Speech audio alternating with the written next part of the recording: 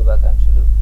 ప్రధానంగా బక్రీద్ అంటే అందరిలో కూడా త్యాగం, విధేయత, అల్లాపై నమ్మకం ఈ మూడు కలగలిసి ఈ బక్రీద్ పండుగను అందరూ కూడా సెలబ్రేట్ చేసుకోవడం జరుగుతుంది.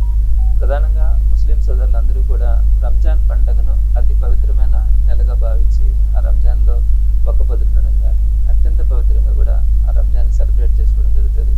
ఆ తర్వాత రెండో పండుగగా ఈ బక్రీద్ పండుగని అందరూ కూడా అత్యంత పవిత్రంగా భావించి సెలబ్రేట్ చేసుకోవడం గమనిస్తూ ఉంటాం.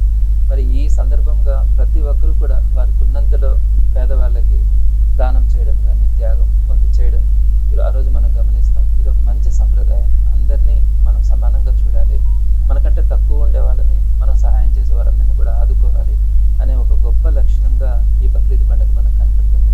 మరి అలాంటి ఒక పవిత్రమైనటువంటి ఆ పండుగ సందర్భంగా ఆ అల్లా ఆశీస్సులు అందరి మీద ఉండాలని, ఈ రాష్ట్రం సుభిక్షంగా ఉండాలని ముస్లిం సోదరి సోదరీమణులందరూ కూడా ప్రార్థించే కోరికలన్నీ కూడా నెరవేరి అందరూ కూడా సుఖ సంతోషాలతో ఉండాలని మనస్ఫూర్తిగా కోరుకుంటూ వైఎస్ఆర్సీపీ తరఫున మరొకసారి ముస్లిం సోదరి సోదరీమణులందరికీ కూడా శుభాకాంక్షలు తెలియజేస్తున్నాను.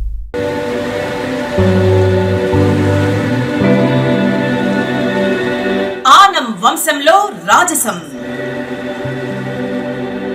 సింహపురి రాజకీయానికి మణిహారం,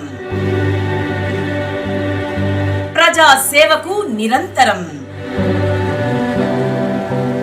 ప్రజల మధ్య ఆనం తరం తరం. ఆనం వెంకటరెడ్డి ఒక చరిత్ర కాదు,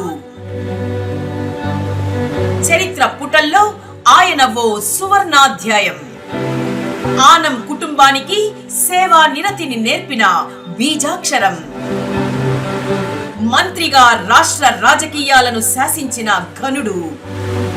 ఆంధ్రప్రదేశ్ దేవాదాయ శాఖ మాత్యులు శ్రీ ఆనం రామనారాయణ రెడ్డి గారి తండ్రి గారు కీర్తి శేషులు శ్రీ ఆనం వెంకటరెడ్డి గారి విగ్రహ పునః ఆవిష్కరణ. తేదీ జూన్ 8 ఆదివారం ఉదయం 9:30 స్థలం ఆనం వెంకటరెడ్డి సెంటర్, రామలింగాపురం, నెల్లూరు. పై కార్యక్రమానికి అందరికీ ఇదే మా స్వాగతం.